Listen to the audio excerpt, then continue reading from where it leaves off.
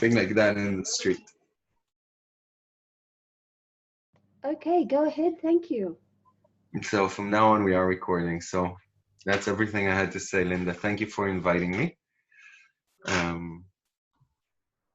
Thank you for waking up so early in the morning to be here. So should I just go on, Linda? Yes, please. You can repeat what you Okay. were saying or whatever you like.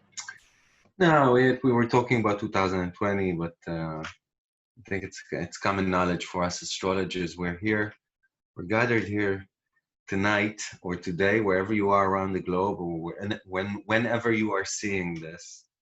Welcome, welcome all.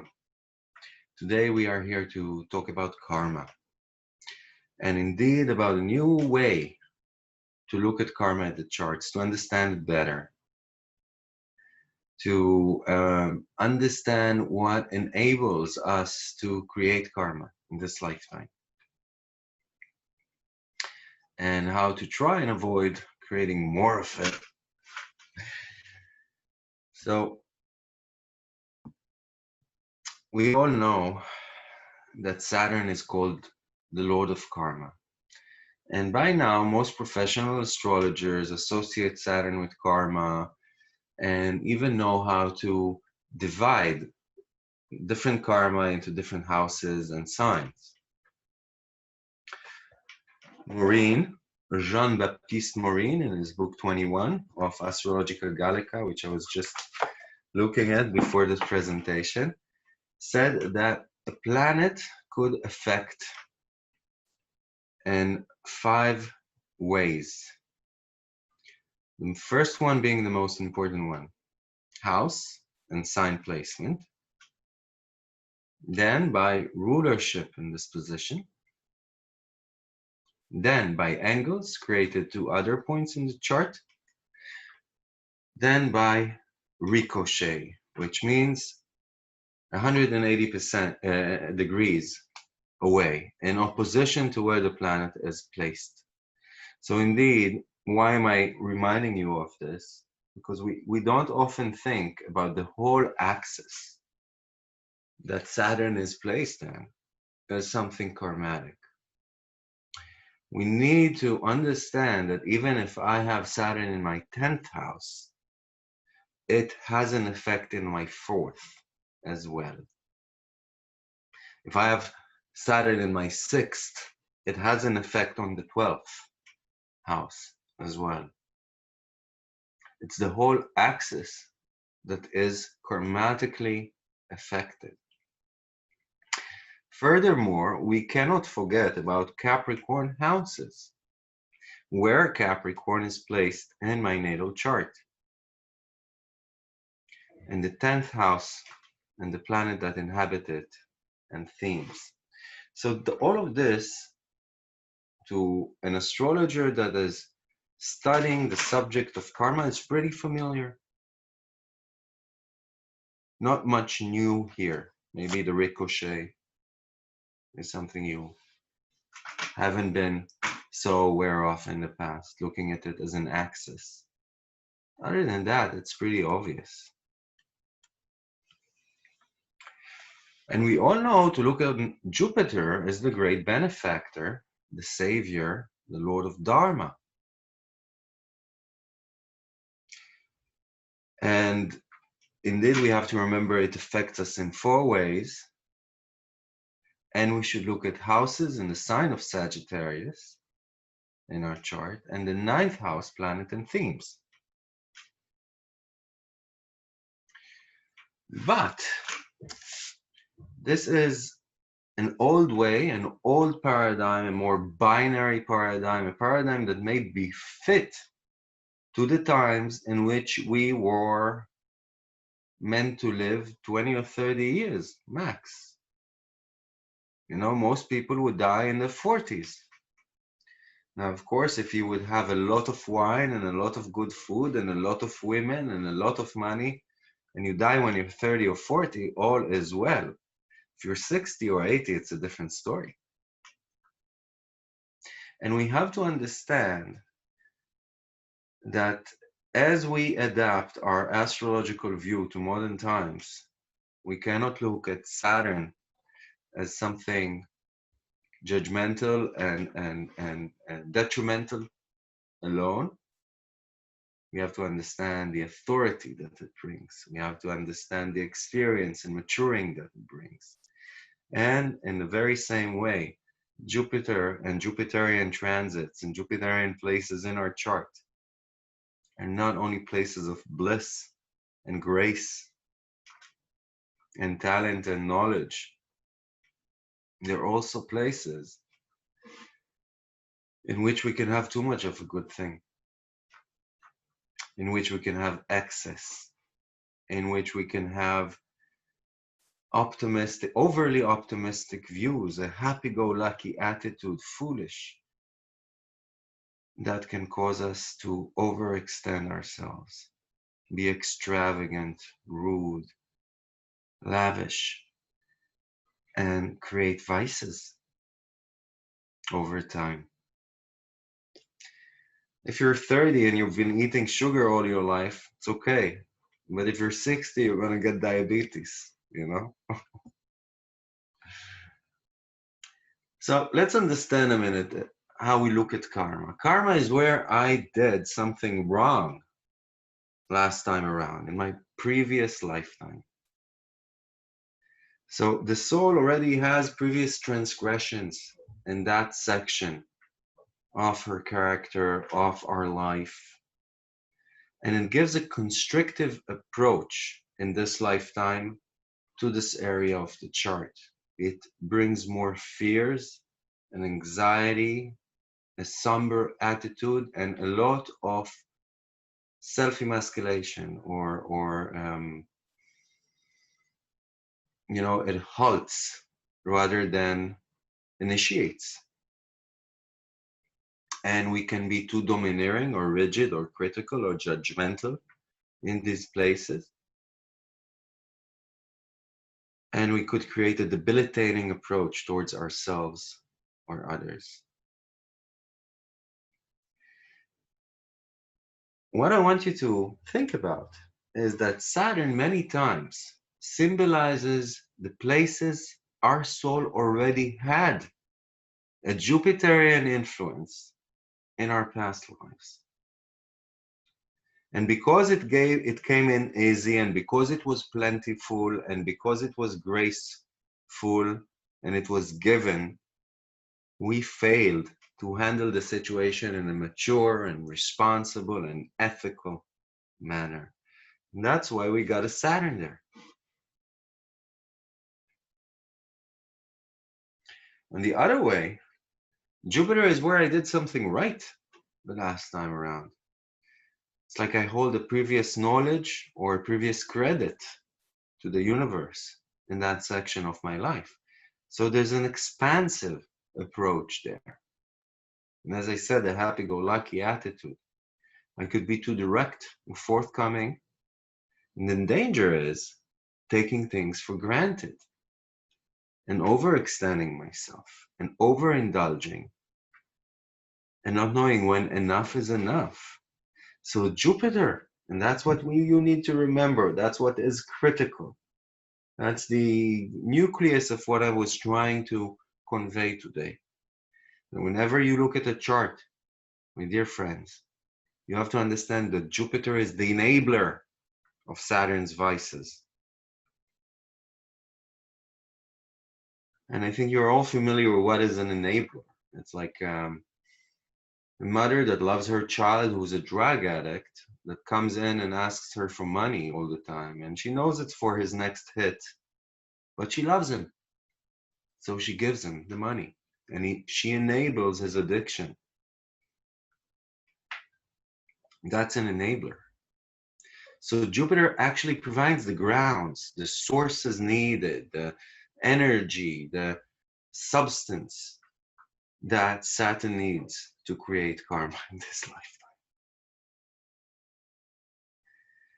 And when you look at Jupiterian placements where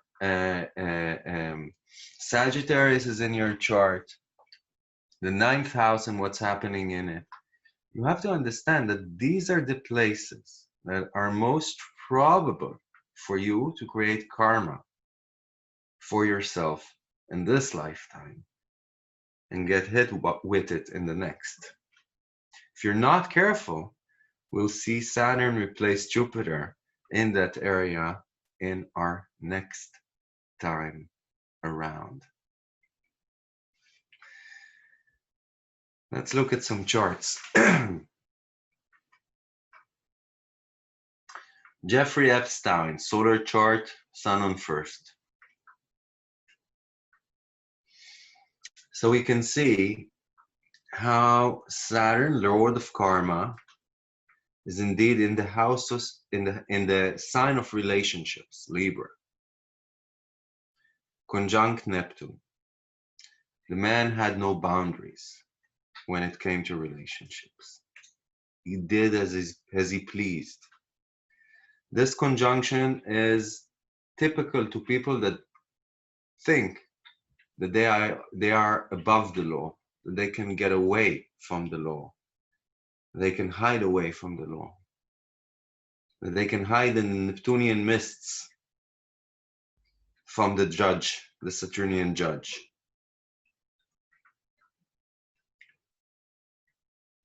But the only way he could have done it is by this Jupiter in Taurus, providing him this great wealth and assets and financial power, and a great need, a lust for sensuality and sexuality, for pleasure and comfort, for enjoyment, an attachment to the senses and the body and the sexual energy, the Terran materialistic energy in this world, with Jupiter heightening everything Taurian. And look at how this Jupiter is placed very aptly, squaring his dragon nodes as a crossroad point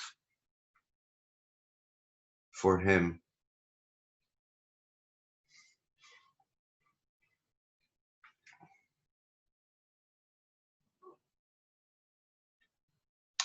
President of the United States of America, Donald Trump. This is according to his birth chart. And we can see, and here we can apply houses as well. We can see that Trump's Saturn is in the 11th house and the sign of Cancer, conjunct Venus.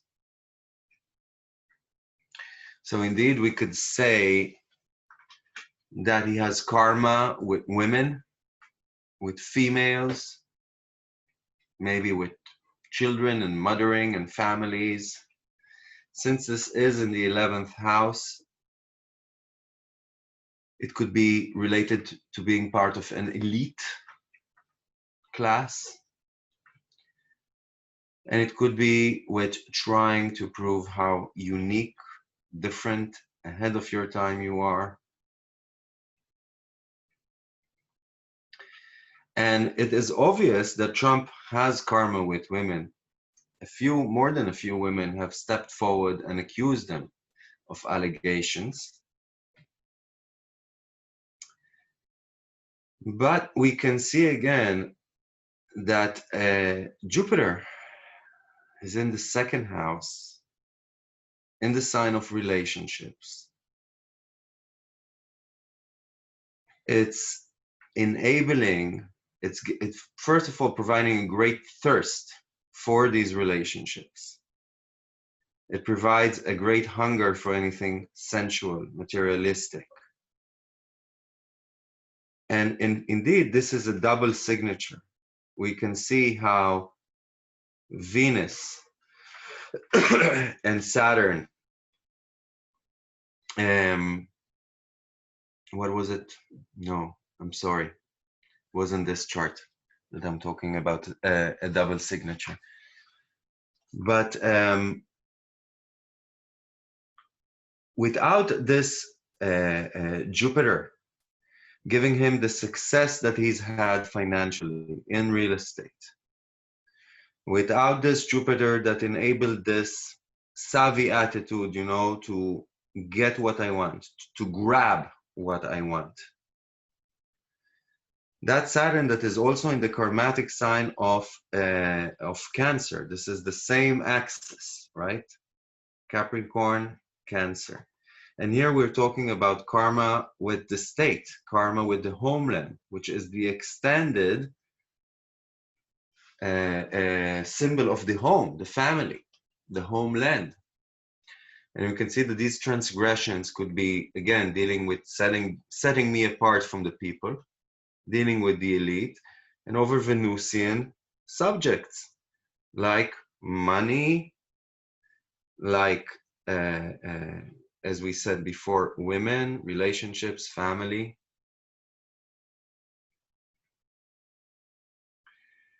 And Jupiter is also in a Venusian house. And it's also in a Venusian sign. It's like there's a double Venus on it.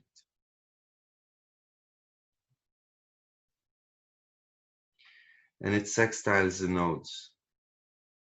Conjunct the wounded healer Chiron. So I want to bet that what ends Trump publicly is going to be either financial transgressions that are going to be found out eventually, or what I think even more so, transgressions against women.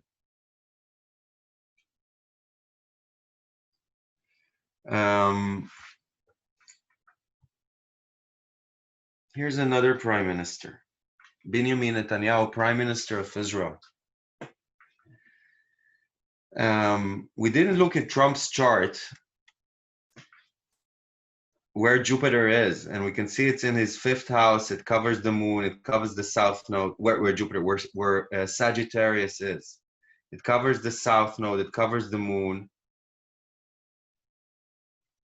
And again, it's like a double signature. We see the moon in Sagittarius. Okay, and we can see that he could be too forthcoming and direct and not think before he's actually leading the nation, leading it foolishly or hastily. You could see that Saturn is again in the lunar sign in Cancer, and oftentimes they work together. Oftentimes you could see these signatures. You could see Jupiter in Libra in the house of Taurus, and here Saturn is conjunct Venus. That was the double signature I was talking about before. So they often carry similar symbolisms in a chart, and they work together as a couple. And we never thought about them working together and enabling Jupiter, enabling Saturn to create karma. So when we look at Benjamin Netanyahu, we see first of all that Sagittarius is on his ascendant, on the 12th house. Venus is there, Chiron is there. You could see that his Saturn is in the 9th. And indeed, he's now being trialed for corruption. But his corruption was enabled only by his abuse of power, that Jupiter in the domineering sign of Capricorn, his abuse of his own dominance, becoming almost a dictator.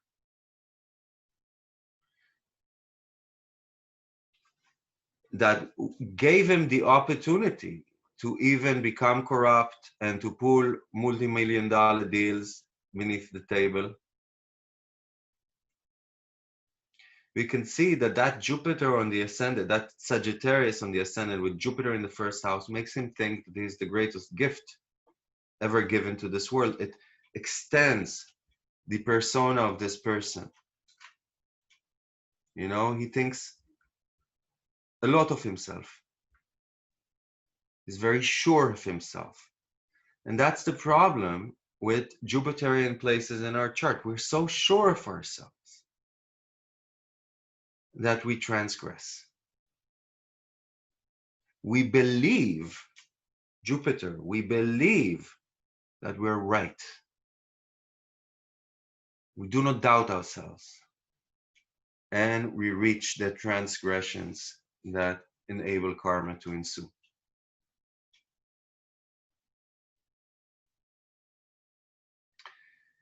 And we can see that Saturn is in the 9th house, again, a Jupiterian house.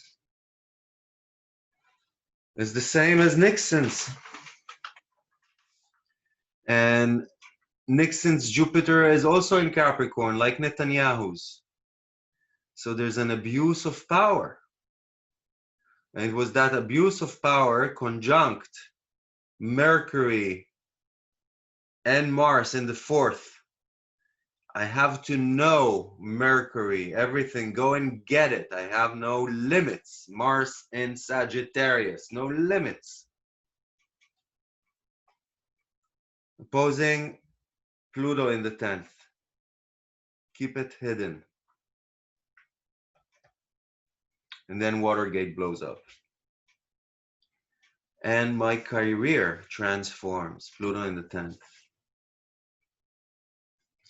So indeed, you know, it was Saturn in the 9th, you know, the being strong-headed, unrelenting, not stopping with what you know, being so stubborn with what he wanted to get, but that created these transgressions against the American people and the nation, and eventually ended his career and his self-respect and the respect that the public had for him. But it was Jupiter over there in the 4th at home that enabled, conjunct that Mercury and Mars, that enabled that Saturn to even come forth. And we know that Nixon was corrupt financially as well, you know, that he was a nepotist, giving certain people more financial opportunities, certain companies, and so on and so forth. But we have to understand how things got there, you know.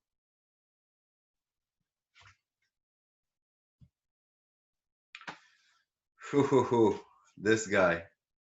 So Marshall Applewhite, right? Is that his?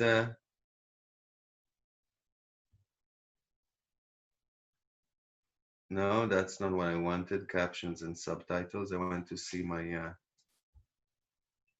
Ooh, I don't believe it's writing what I'm saying. So this is, yeah, Marshall Applewhite, right? Just that I'm not mistaken. And we're talking about the 26th of March, 97 in San Diego, where he was found along with his community, all dead. They were trying to hop on a meteor or on a spaceship that was behind a meteor and join it by killing themselves.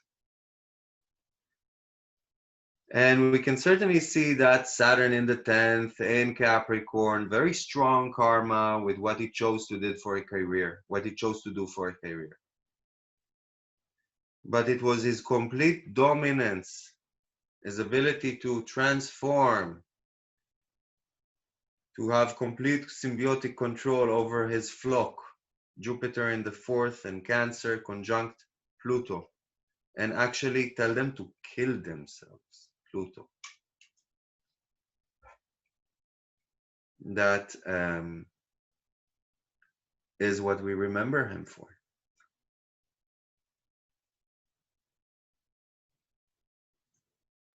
And we can see that Jupiter Pluto, in many of his kind, this guy needs no introduction, but he shares something with some of the politicians we saw here before, with this Jupiter in Capricorn, conjunct the moon on the south node. So this guy already came in with karma regarding the nation.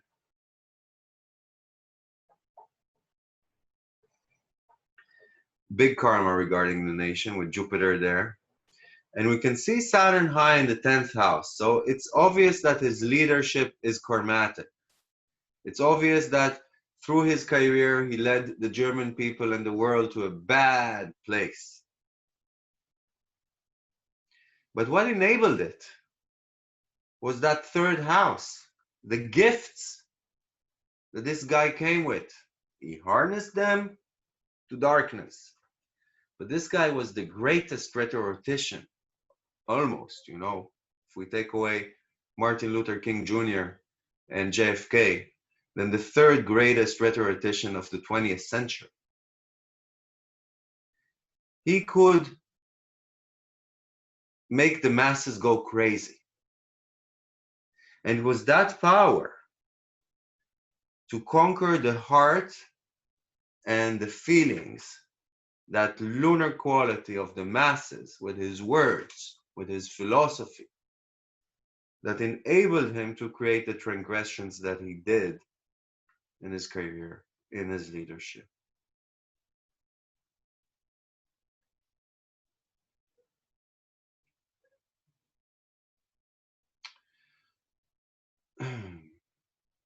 Michael Jackson.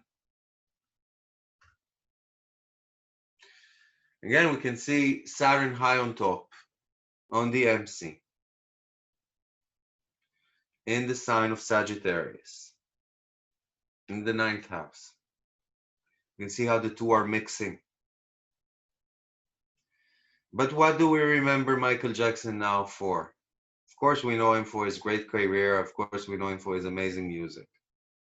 But we all think of one thing: his sexual transgressions against what he saw as his partners and love, but what was really kids under his supervision, you know? That Jupiter in the 8th house of sexuality, in the sign of relationships, conjunct Neptune in Scorpio. So no boundaries, a lot of illusion, a lot of romanticism, but sexuality, darling, sexuality, the 8th house, let's keep it hidden.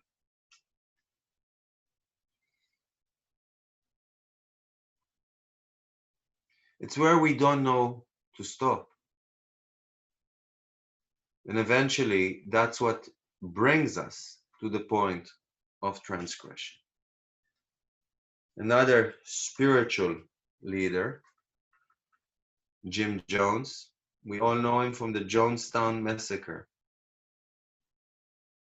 Another community of children and women and men and fathers and mothers and grandparents that all killed themselves because of this guy. And we again see that very strong Saturn in Capricorn in the first, the abuse of power and dominance, was what enabled it. Do you know that Jupiter Pluto in Cancer, we've seen it before, in the 7th, is complete ability to transform, become symbiotic, and control his flock, and eventually commit them to kill themselves. And that's what we remember him for.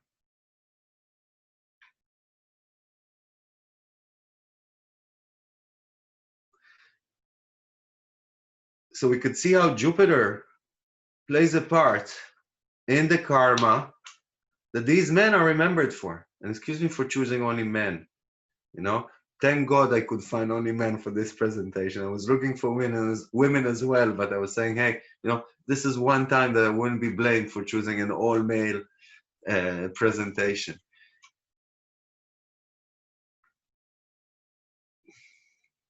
And look out at that opposition, right? So especially when big karma is involved, we'll see the mixing of Jupiter and Saturn in the chart. Come on, slide. Oh, Bernie. So this is the greatest Ponzi scheme. I think it was $68 billion something, you know?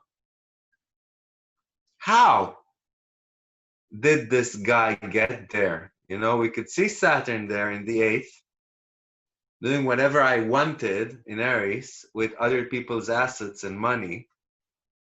The 8th house, others people money and assets.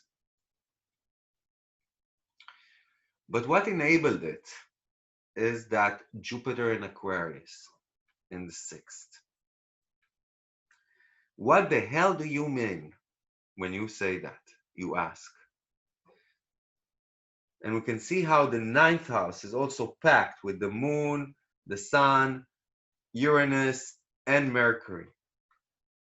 So I don't know if many of you know how Bernie Madoff became Bernie Madoff.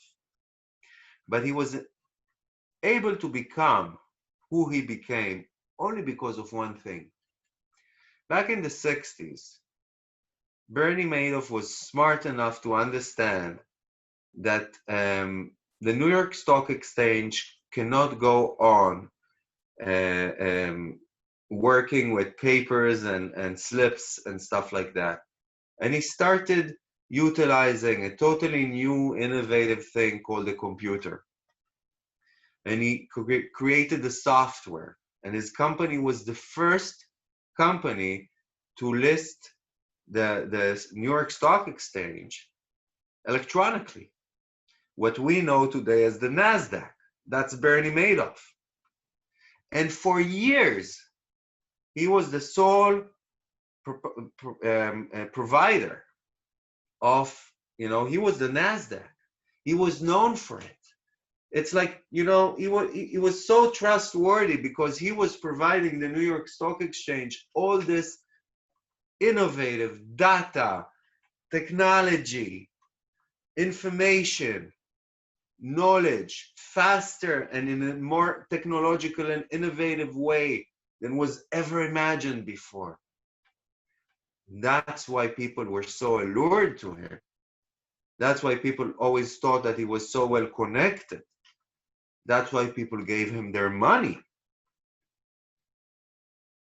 And that firm that owned the NASDAQ, you know, for decades, had a more discreet investment division, consulting division that it didn't advertise. That was the center of the FBI's investigation. So it was only that technological advancement, you know, being ahead of everybody, that Aquarian knowledge, Mercury, Uranus, Sun, Moon, over finances in Taurus, all that electronic technological knowledge that gave him the edge, that made him an authority and trustworthy. How are we with time? Just that I know. Okay, good.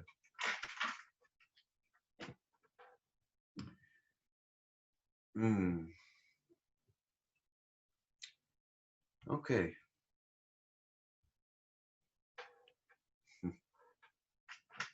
Another guy I like to look at, Woody Allen.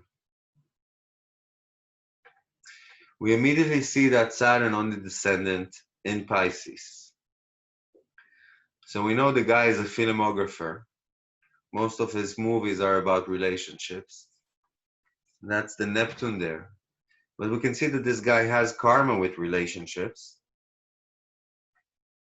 Maybe something that dissolves boundaries, that could be too romantic and unrealistic.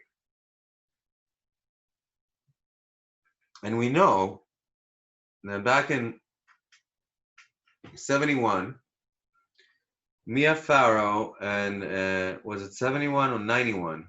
No. back in the 70s, him and Nia Farrow separated. And about a year later, he, if I'm not mistaken, started having a relationship. Well, it came out public about a year later with his teenage adopted daughter, which he eventually married and is still with today. His other daughter, Mia Farrow's daughter, was not his biological child, but he was her parent figure in her childhood, accused him of sexual harassment for years.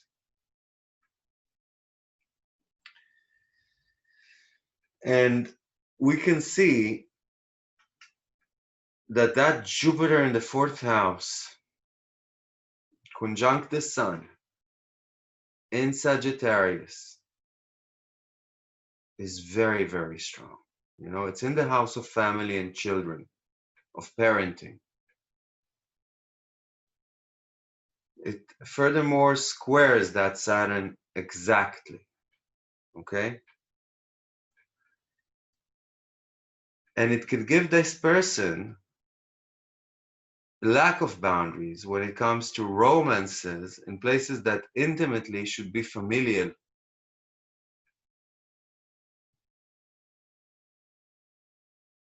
And if we look in traditional astrology, when we look at Pisces, we look at Jupiter again. So we can see Saturn in a Jupiterian sign as well. And if we dissolve, you know, if we how you call it? If we try to really extract this chart to the 2 most important planets in this chart, then we'll see that there's 2 very strongly placed planets. That Jupiter in the 4th and Sagittarius conjunct the Sun, which is very influential. It's in its ruling sign and conjunct the Sun.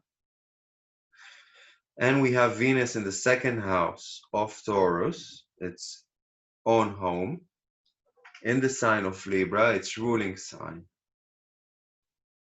Both Jupiter and Venus have problems of too much of something, not too little. And these are the strongest planets in this person's chart. So yes, very, very talented, amazing filmographer and creator. But according to his chart, there could be transgressions with family. And I'm afraid that in the end, that's how we'll remember the guy. We can see that his North Node is in the 5th. His Mars is in the 5th, also in the sign of Capricorn. And the North Node is in Capricorn. So a lot of karma there, again, with love, with romances, with passion.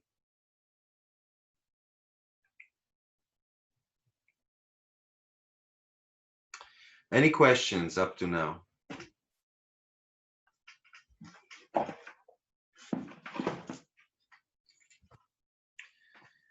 So, this was faster than I imagined it to be, but I hope you all enjoyed it.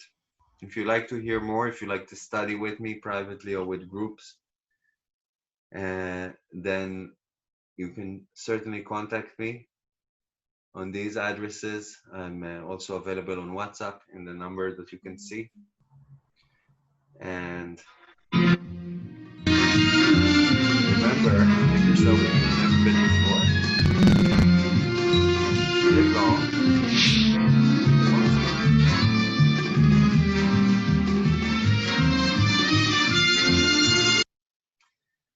So, how was this for you?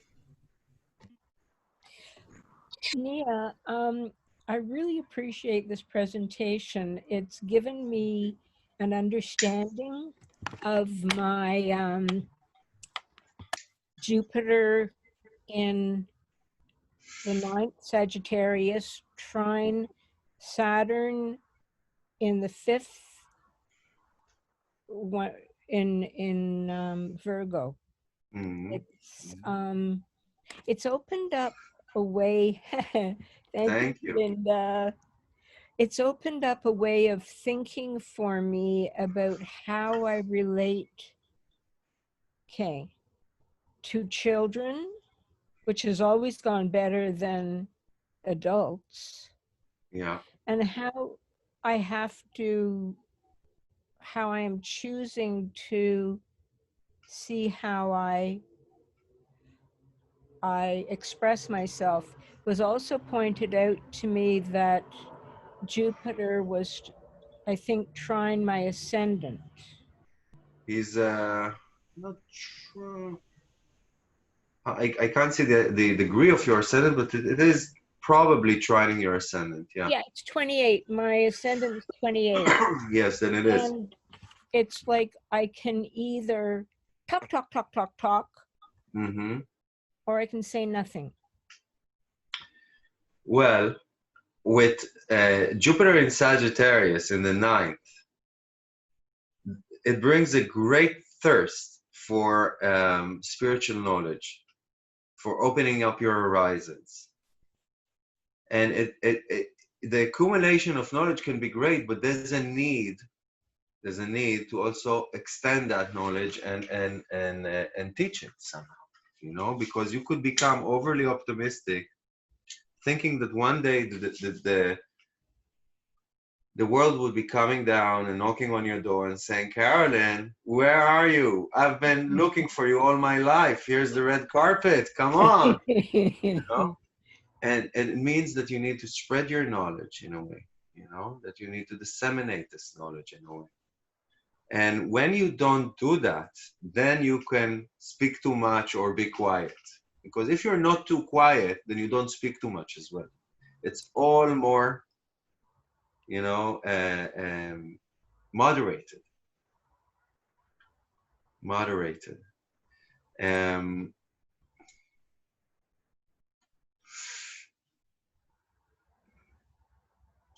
Look, with Saturn in the fifth, I would imagine that your father or one of your parents, and doesn't have to be your father. I would imagine that in your childhood, you had to be taught, to be quiet, you had to be straightened out in a way, and that signature could stay with you, still constricting who you are today. Being quiet because you were taught to be quiet,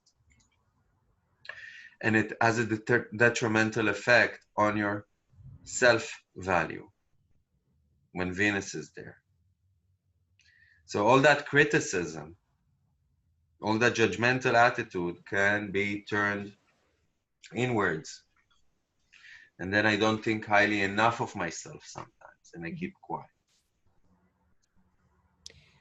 Where I think I've used this, I was told once that I was the child who fell through the cracks, who helps other children who would fall through the cracks if I were not there.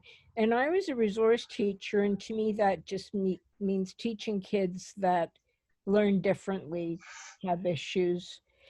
And I always got along with them really well, but I could not lie to them. Yeah, you have to be very honest with this Jupiter in Sagittarius in the ninth. You cannot be two-faced. Doesn't make you popular when you say no, the teacher should not have shoved the desk at you. And if you want recess, how are we going to arrange that? Because I probably can't do anything about making her admit she's wrong. That's to a grade 4 kid. And I never heard back to my face, and I wouldn't do that all the time, but if you shove a desk at a kid and the kid. And you've had some trouble with your career. It was harder than you imagined. With this Saturn with this Capricorn on your 10th, but it was your lubricated tongue, that too swiftly emitted words that were too true, that enabled that difficulty to occur. So I'm getting some balance going now, but I don't regret one word of truth. No, I do regret one thing that I shared that I could have not Look, said. Carolyn, truthfully, with this Mercury in Scorpio, what I say to my clients when I see that Mercury in Scorpio, or any relation between Mercury and Scorpio, the 8th house, is, darling, you don't have to raise your arm or even your voice to disassemble someone. All you need to do is aim a word to the right place and they'll fall down like a house of cards. Okay? Because you can see through people. This is a Mercury that psychologists and therapists and mystics have, and investigators, because you could talk to someone and you could see through what they're saying and you could understand their motives behind it and you could see the dynamics happening underneath. And that means you have great power. And like late Stanley said in Spider-Man, with great power needs to come great responsibility, or your words could be sharp knives. Yes. Yes. And then you keep quiet because you don't want to hurt anybody. And I don't want to get knifed in the back. Exactly. With all that Scorpio on your South Node. Yeah. Yeah. No, this is fascinating. This has opened up a whole new area of study for me, Nia. Wonderful, wonderful, wonderful. I'm so happy. I didn't mention any retrogrades, right? I didn't mention any retrogrades. I'm not so into retrogrades as other people are. And we certainly didn't talk about transits. So I see Mashinka here. I see Yossi. I see Karen. Any more questions? Oh, we end this. Thank you, everybody, for joining. Oh, there is one question from Facebook. Go ahead. Right, just one second. Okay. Looks pretty long. Oh, God. Nia. I'll go slowly. Nia is asking, I'm curious about Woody Allen's chart, his North Node in the 5th house in Capricorn. Would you suggest then that his task this time was to try to honor the establishment? To honor the establishment. Mm-hmm. Let's look at the chart.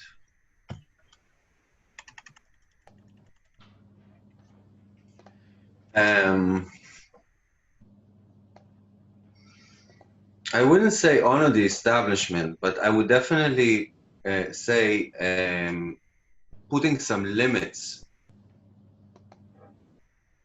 on my own personal desires. Because Woody Allen seems like a very nerdy, asexual guy. But when you look at this chart, you understand that this is not necessarily the case. And I would say that he would have needed to become much more responsible and abide by ethical laws with his relationships. Relationships with his spouses, with the women, with his lovers. 5th house, 7th house. These are the problematic areas. And it was because he allowed himself too much with that Jupiter in Sagittarius. Nia? Conjunct the sun. Yeah. She elaborates, or maybe she says, or maybe establishment is the wrong word. Maybe more the regular moral structure of current society. Maybe, exactly. Definitely. I agree. Maybe his past involved children in a more intimate relationship, and his task this time around was to resist this. Yes, we can see that Pluto in the sign of family as well, you know? So we can see, again, something sexual in a place that belongs to family and parenting. And in evolutionary astrology, we believe that Pluto is also a post-traumatic signature for the soul. And in therapy, we often say that children that have been molested themselves become molesters, okay? Here, we don't know if there's actually been transgression in Woody Allen's family when he was a kid or not, and how these affected or did not affect him in this lifetime. But we can certainly say that the soul carries this memory of sexuality within the family and can echo it again in this lifetime. And part of his work was resisting at this time, not going too much to the Aquarian side and to the alternative kind of relationship, thinking he's ahead of his time with this, marrying his adopted child when she was in her teens, you know?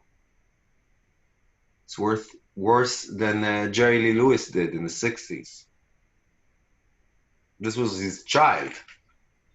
Like it's like Brad Pitt marrying one of his adopted children, you know?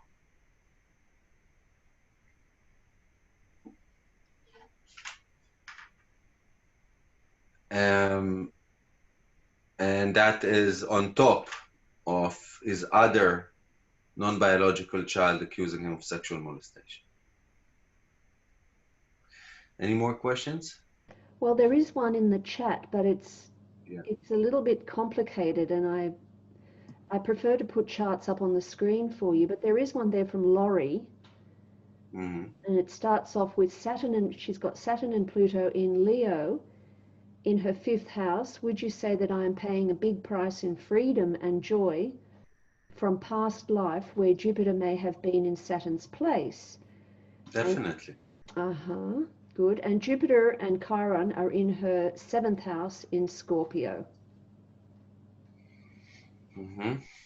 And that's it. That's the question. So probably what do I say about Jupiter and Chiron in the 7th house in Scorpio? Mm-hmm. So I would say that some of the intensity and drama and sensitivity within relationships is not necessary. Okay, that first of all, stepping away from and Laurie, I don't know how old you are, but I'm sure that you've done a lot of work with yourself. This is something we do usually in the earlier part of our life. Okay, but with early relationships, they could be very painful. They could be profound as well and very healing. Okay, but in Scorpio, they have to be intense, and that intensity could be hurting in the long run, could be karmatic in the long run. And when we talk about the theme, we talk about it as a theme, not as you being in one side of it or the other. You could be that way towards others as well, with that in the 7th house. You could share these profound, transformative, and maybe hurting or wounding relationships with others, and it could be on either side.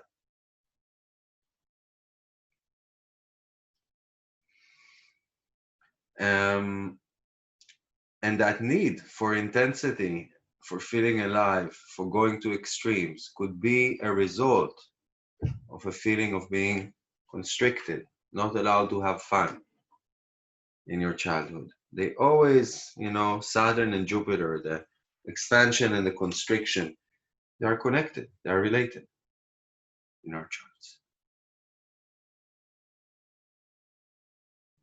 I hope that put in some light, shed some light. Thank you, Nia. That was an excellent answer and an excellent meeting. Very helpful and interesting. So, Good. yes, thank you from all of us. Would you all please unmute and thank Nia Boaz Fyler? Thank you very much. And thank you for being here. Thank you for joining us. May you all keep healthy and well, spread the light, and contact me for anything. Thank you. So great. Thanks. Very helpful. My pleasure. Who is this? What's your name? Lori. Lori. Lori. Yes. Hello, Lori. I'm happy. I hear a joy. Just a joy. Nia, Thank you, Carolyn. I'm sending you my love and a virtual hug to everybody.